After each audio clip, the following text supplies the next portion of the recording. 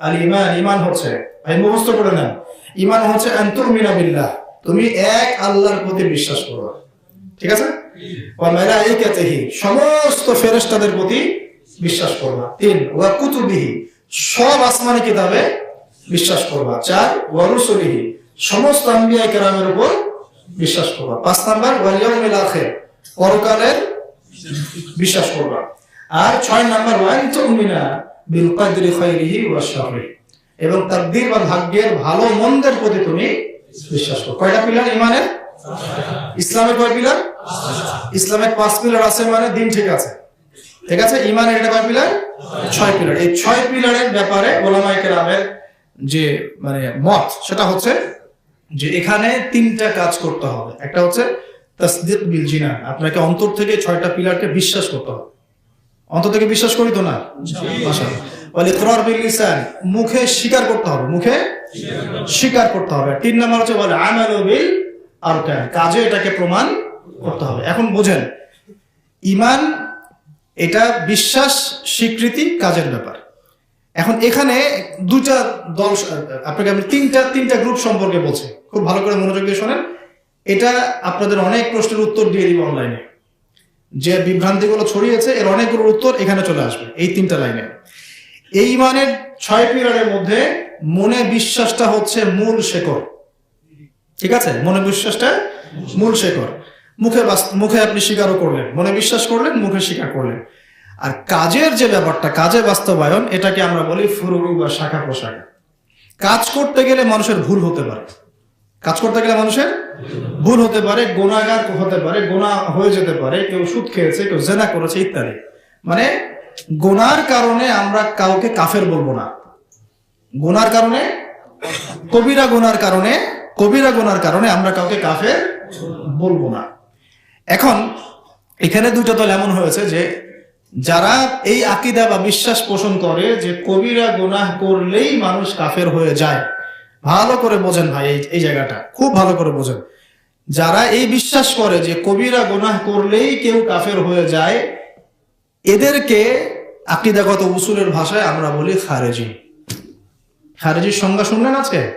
কাদেরকে বলে খারেজি? বলেন, যারা কবিরা গুনাহগার ব্যক্তিদেরকে কাফের মনে করে এবং তাদেরকে হত্যা জায়েজ মনে করে। ক্লিয়ার কথা? তাদের রক্ত সম্পদ হালাল মনে করে। বলেন তো, পুরা বাংলার মাটিতে কোনোদিনও কেউ এরকম কোনো কথা বলেছে যে এই যে গুনাহগার জেনা করছে, ব্যভিচার করছে, সুদ খাচ্ছে ইত্যাদি ইত্যাদি, এমনকি আল্লাহ বিরোধী আইনও যারা করেছে ওদেরকেও কি কোনো আলেম বলেছে এরা কাফের হয়ে গেছে? কেউ বলেছে কখনো? তাহলে এটা কোত্থেকে নতুন একটা সংজ্ঞা নিয়ে আসলো? দেখেন, আপনি আকীদা তাহাবিয়া বইয়ের মধ্যে পড়ে দেখেন, এই ডেফিনেশনটা দিয়ে আছে যে যারা কবিরা গুনাহগার ব্যক্তিদেরকে কাফের মনে করে এবং তাদেরকে হত্যাযোগ্য মনে করে, এদেরকে বলা হয় খারেজি। পলিটিক্যাল অ্যানালাইসিস করলে কেউ কখনো খারেজি হয়ে যায় না। একদম মুখের উপর জবাব দিবেন। শাসকের সামনে দাঁড়িয়েও, জালেম শাসকের সামনে দাঁড়িয়েও যদি কেউ হক কথা বলে, সে খারেজি হয়ে যায় না। কথা বুঝতে পারেন? জালেম, ফাসেক, মুশরিক, মুনাফিক, কাফের যদি থাকে উপরে, তার সামনে দাঁড়িয়েও যদি কেউ হক কথাটা বলে এবং তার জুলুমের প্রতিবাদ করে, সে কোশ্চিন কালেও খারেজি হয়ে যাবে না। যদি এই সংজ্ঞা অনুযায়ী কেউ খাওয়ারিজমটাকে নিয়ে আসে, তাহলে আব্দুল্লাহ বিন জুবাইর রাদিয়াল্লাহু আনহুকে তারা কি বলবে? বলেন, তা ইয়েজিদের বিরুদ্ধে যারা দাঁড়িয়েছিল ওদেরকে কি বলবে? যারা হাররার যুদ্ধে ইয়েজিদ বাহিনীর বিরুদ্ধে অবস্থান নিয়েছিল ওদেরকে তারা কি বলবে? হাজ্জাজ বিন ইউসুফের বিরুদ্ধে যে সাহাবীরা দাঁড়িয়েছিলেন তাদেরকে তারা কি বলবে? ওদের সংজ্ঞা অনুযায়ী তাহলে সাহাবীরাও খারেজি? আউযুবিল্লাহ, আস্তাগফিরুল্লাহ। আমি যে 4টা পয়েন্ট বললাম, বুঝতে পারছেন কি? ইয়েজিদ আক্রমণ করেছিল মদিনাবাসী প্রতিহত করেছে। ইয়েজিদের সামরিক আগ্রাসন মদিনাবাসী অস্ত্র দিয়ে ঠেকিয়েছে। তাহলে কি এই শাসকের বিরুদ্ধে যাওয়ার কারণে তারা খারেজি হয়ে গেছে? আব্দুল্লাহ বিন জুবাইর রাদিয়াল্লাহু আনহু মক্কায় ছিলেন, হাজ্জাজ বিন ইউসুফ এবং ইয়েজিদের পরবর্তী আর কি এর আক্রমণ করেছে, করে মক্কা মিনজেনিক দিয়ে ধ্বংস করার চেষ্টা করেছে। আব্দুল্লাহ বিন জুবাইর রাদিয়াল্লাহু আনহু শক্ত হাতে অস্ত্র দিয়ে প্রতিবাদ করেছেন। আব্দুল্লাহ বিন জুবাইর রাদিয়াল্লাহু আনহু কি খারেজি? খারেজি ম্যানুফ্যাকচার্ড কোম্পানিকে জিজ্ঞাসা করেন, যাদেরকে কোন একটা নাম দিলেই খারেজি হয়ে বের হয়ে চলে আসে। আব্দুর রহমান, তার আকীদা কেমন, ওয়াজ শোনা যাবে না, খারেজি। আব্দুর রহিম, তার আকীদা কেমন, ওয়াজ শোনা যাবে না, জাহমিয়া। অমুক, আর কি কি নাম আছে বলেন, একটা দুটো নাম। হ্যাঁ, রহিম, করিম, তাদের ওয়াজ শোনা যাবে না, শোনা যাবে না, কারণ তারা খারেজি, মুরজিয়া ইত্যাদি। তো আপনাদেরকে আজকে আমি স্পষ্ট করে বোঝালাম যে খারেজি আকীদা কাকে বলে। এটা ঈমানের সাথে সম্পৃক্ত, আকীদার সাথে সম্পৃক্ত।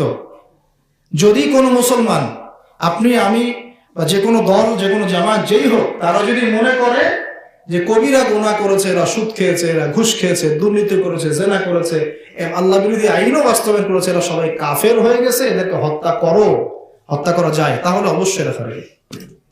কথা কি? এই কথা কি কেউ বলেছে বাংলাদেশের মাটিতে যে বাংলাদেশের মুসলমানরা যে সুদ খায়, বাংলাদেশের মুসলমানরা ঘুষ নিচ্ছে, বাংলাদেশের অনেক বড় বড় নেতা দুর্নীতি করছে, এরা এই কবিরা গুনাহগুলো করার কারণে সব কাফের হয়ে গেছে, তাদেরকে মারো, এই কথা আমার মুখ থেকে কখনো শুনেছেন? অন্য কোনো আলেমের মুখ থেকে শুনেছেন? আর এরা কত বড় ফিতনাবাজ, চিন্তা করে। এরা মানুষকে বিতর্কিত করতে, কথা বানাতেও মানে বাদ রাখে না, এটা কথা বানায় চালু করে দিবে। আমি এটা নিয়ে আরেকদিন একটা লেকচার দিব ইনশাআল্লাহ, যে কোন কোন জায়গায় তারা খেয়ানত করেছে। এখন আমাদেরকে এটা বলতে হচ্ছে, কারণ হচ্ছে না বললে নীরবতাকে, ভদ্রতাকে এবং আমাদের সবরটাকে এরা দুর্বলতা মনে করছে। ঠিক আছে, আমরা সবর করছি দীর্ঘদিন, সবর করেই যাচ্ছি, কিছুই বলছি না, কিন্তু আস্ফালন থেমে থাকছে না। তাহলে আজকে বুঝলেন ঈমানের পিলার কয়টা ভাই? 6টা। 6 পিলারে আমি প্রথমে মনে বিশ্বাস করব, তারপরে মুখে স্বীকার করব এবং কাজে বাস্তবায়ন করব। কাজে বাস্তবায়ন করতে গিয়ে যদি কেউ কবিরা গুনাহ করে ফেলে, সে কি কাফের হয়ে যাবে? তার তওবার দরজা খোলা আছে, সে আবার তওবা করে ফিরে আসলেই মুমিন ইনশাআল্লাহ। আবার একই সাথে কেউ যদি শুধুমাত্র বলে আমি মনে বিশ্বাস করেছি, লা ইলাহা ইল্লাল্লাহ মুখে পড়েছি, ব্যাস, আমার আমলের দরকার নাই, এমন যদি কেউ বলে যে আমল করারই দরকার নাই, নামাজের দরকার নাই, রোজার দরকার নাই, হজ জাকাত কিচ্ছু লাগে না, আমি তো মনে বিশ্বাস করি আল্লাহ আছে, আমি তো বলেছি লা ইলাহা ইল্লাল্লাহ মুহাম্মাদুর রাসূলুল্লাহ সাল্লাল্লাহু আলাইহি ওয়াসাল্লাম, হ্যাঁ, এই আকীদা যাদের থাকে, এই ওয়াক্তের পরে বলতেছি, এরকম বিশ্বাস যদি কারো থাকে, এদেরকে বলা হয় আকীদাগত পরিভাষায় মুরজিয়া। কি বলা হয়? মুরজিয়া শব্দের অর্থ হচ্ছে শৈথিল্যতাবাদী। কি অর্থ? খারেজি অর্থ যেমন চরমপন্থী, এটা হচ্ছে কি? শৈথিল্যতাবাদী। তাহলে আমরা আহলুস সুন্নাহ ওয়াল জামাআর আকীদাটা কি? তাহলে আহলুস সুন্নাহ ওয়াল জামাআর আকীদা হচ্ছে যে ঈমান এর মূল হচ্ছে আপনার বিশ্বাস এবং স্বীকৃতি, কাজ হচ্ছে শাখা। কাজে ভুল ত্রুটি হলে, কবিরা গুনাহ করলেই কেউ কাফের হয়ে যাবে না, বরং তওবার দরজা খোলা আছে, সে পুনরায় তওবা করে ফিরে আসতে পারে। শেষমেশ সে কোন অবস্থায় মৃত্যুবরণ করবে সেটা আল্লাহর হাতে। আর কবিরা গুনার কারণে আমরা কোন মুসলমানকে কখনোই হত্যাযোগ্য বলবো না। কিন্তু পলিটিক্যাল সমালোচনার সাথে খাওয়ারিজমের কোনো সম্পর্ক থাকলো? তাহলে আব্দুল্লাহ বিন জুবায়ের, তারপরে বড় বড় সাহাবী যারা ইয়াজিদ বাহিনীর এগেইনস্টে লড়েছে, তাদেরকেও তো এরা খারেজি বলে দিবে। সুবহানাল্লাহ। আমি আশ্চর্য হই একটা জিনিস, মানে গাজায় ইহুদি বাহিনীর আক্রমণের বিরুদ্ধে যারা ছোট ছোট রকেট লঞ্চার দিয়ে প্রতিহত করছে, এরা ওদের কাছে হয় বাজে আকীদার এবং খারেজি এবং জঙ্গি ইত্যাদি। কিন্তু ইয়েমেনের শিশুদেরকে যারা বোম্বিং করে 3-4 বছর ধরে হত্যা করলো, এরা ওদের কাছে কিছুই না। বুঝতে পারেন এই কথা? ইয়েমেনে বোমা হামলা চালানো হয় না হুতি বিদ্রোহী দমনের নামে? কত বছর? বছরের পর বছর। শুধুমাত্র পড়েন, অনলাইন সার্চ করেন, এই ঘটনার কারণে প্রায় লক্ষ লক্ষ শিশু না খেয়ে মারা গেছে। এটা কোন দিক থেকে জায়েজ হলো? যদি ওদের প্রতিবাদ জায়েজ না হয়, এটা কোন দিক থেকে জায়েজ হচ্ছে? শেষ করে দিই, এবার আসেন। কি আপনাদের কষ্ট হচ্ছে? আচ্ছা, আমি আর 10 মিনিটের বেশি সময় নেব না, ইনশাআল্লাহ হাদিসটা শেষ করে দিচ্ছি। তাহলে ইমানে কয় পিলার শিখেছেন? ইসলামের এই ব্যক্তি বলছে সাদাকতা, আপনি সত্য বলেছেন। কোন ব্যক্তি? মনে আছে ওই ব্যক্তির কথা? ওই ব্যক্তির গায়ের কাপড় রং কি? সাদা। চুল কেমন? বসেছে কেমন করে? হাঁটুর সাথে হাঁটু লাগিয়ে, মাশাআল্লাহ। হাত কোথায়? চিন্তা করেন হাদিস কত সূক্ষ্মভাবে এসেছে। এবার তিনি তৃতীয় প্রশ্ন করছেন, এটা আমাদের ইয়াং জেনারেশনের প্রত্যেক ভাইয়ের জন্য। শুনেন, তিনি বলছেন, ইয়া মুহাম্মদ সাল্লাল্লাহু আলাইহি ওয়াসাল্লাম, আখবিরনি আনিল ইহসান। আখবিরনি আনিল ইহসান। ইহসান কাকে বলে? ইহসান কাকে বলে? 3 নম্বর কোশ্চেন। নবী সাল্লাল্লাহু আলাইহি ওয়াসাল্লাম বলেন, আন তা'বুদাল্লাহা কাআন্নাকা তারাহু ফাইন লাম তাকুন তারাহু ফাইন্নাহু ইয়ারাক। আরবি হয়তো অনেকেই বুঝেন না, আমি বুঝাই দিচ্ছি। আল্লাহর নবী বলেন সাল্লাল্লাহু আলাইহি ওয়াসাল্লাম, আন তা'বুদাল্লাহা, তুমি এমন ভাবে আল্লাহর ইবাদত করবে, কাআন্নাকা তারাহু, যেন তুমি আল্লাহকে দেখতে পাচ্ছ। ওয়া ইন লাম তাকুন তারাহু, তুমি যদি আল্লাহকে দেখতে না পারো, কারণ বাইরের চোখ দিয়ে আল্লাহকে দেখা যাচ্ছে না, আছে। ফাইন লাম তাকুন তারাহু ফাইন্নাহু ইয়ারাক, মনে রাখবে অবশ্যই আল্লাহ তোমাকে দেখছেন। কেন ইয়াংদের কথাটা বললাম শুনেন। আমরা অনেক সময় একটা ফ্লোতে থাকি, ইবাদত করি, ছেড়ে দেই, এই ইবাদত করি, আবার পাপ হয়ে যায়, আবার এটা, আবার সেটা, অস্থিরতা, ইস্তিকামা, স্থির নাই আমরা যদি এই ইহসান ঠিক থাকতো আমাদের, মানে আল্লাহ পাক সবসময় আমাকে দেখছেন, সবসময় আল্লাহ হাজির, সবসময় নাজির, এই চিন্তাটা থাকলে আমরা কোশ্চিন কালেও কোনো মেয়ের সাথে কথা বলতে পারতাম না। আমরা কোশ্চিন কালেও কোনো মেয়েকে নিয়ে ঘুরতে পারতাম না। আমরা কোশ্চিন কালেও ওদেরকে নিয়ে কফি খেতে পারতাম, ওদের সাথে চ্যাট করতে পারতাম না। এই প্রবলেমগুলো আমাদের ইয়াংদের ইমানের জাজবাটা কমে গেছে। কোশ্চিন কালে আল্লাহকে হাজির নাজির জানলে, ইহসান থাকলে কেউ পর্ন দেখতে পারত না।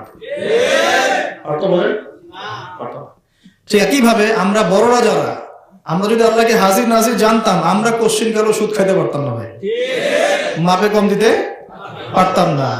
আবার রাজনীতিবিদ যারা আছেন, আপনারা যদি আল্লাহকে হাজির নাজির জানতেন, কোনোদিনও আল্লাহ পাকের আইনের বিরুদ্ধে কোন আইন করতে পারতেন না, কোনোদিনও আপনি দুর্নীতির আশ্রয় নিতে পারতেন না। যারা প্রশাসনে আছেন, বিভিন্ন জায়গায় আছেন, আর অনেক বড় বড় সেক্টরে আছেন, আমাদের দেশের প্রধান সমস্যাটা কি বলেন তো? করাপশন। সারা দুনিয়া জানে আমাদের দেশের মূল সমস্যা কি।